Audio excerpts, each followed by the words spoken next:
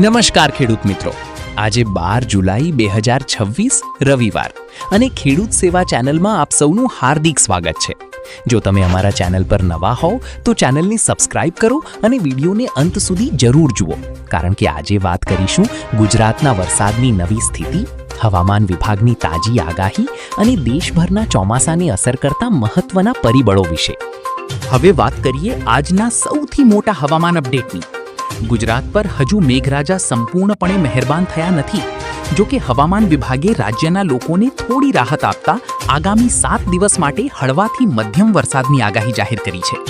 આજે પણ રાજ્યના કેટલાક વિસ્તારોમાં સામાન્ય વરસાદ પડી શકે છે, જેના કારણે છેલ્લા કેટલાક દિવસોથી અનુભવાઈ રહેલી ગરમી અને બફારામાં આંશિક રાહત મળવાની શક્યતા છે।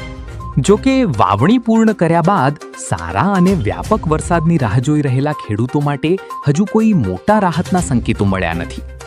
હવામાન વિભાગના હાલના અનુમાન મુજબ આગામી દિવસોમાં વરસાદી ગતિવિધિ ચાલુ રહેશે, પરંતુ રાજ્યભરમાં ભારે વરસાદની સ્પષ્ટ શક્યતા દર્શાવવામાં આવી નથી। હવે વાત કરીએ દેશભરના ચોમાસાની સ્થિતિની।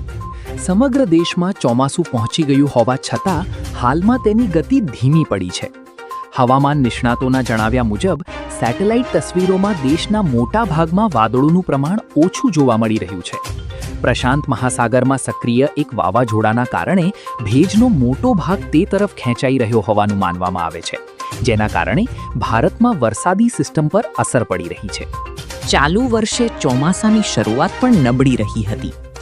જૂન મહિનાના અંત સુધી દેશમાં સામાન્ય કરતાં અંદાજે 40% ઓછો વરસાદ નોંધાયો હતો।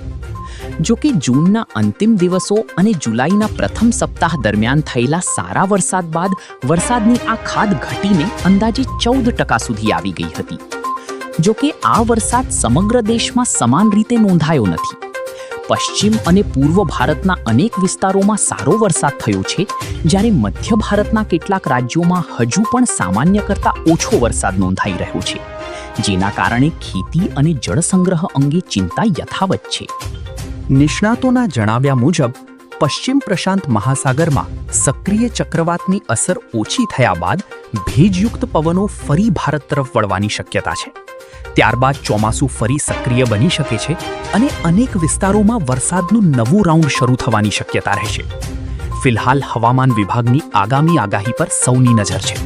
હવામાન સંબંધિત દરેક મહત્વના અપડેટ માટે ખેડૂત સેવા ચેનલ સાથે જોડાયેલા રહો। વિડીયો ગમ્યો હોય તો લાઈક કરો, શેર કરો અને ચેનલને સબસ્ક્રાઇબ કરવાનું ભૂલશો નહીં। નમસ્કાર।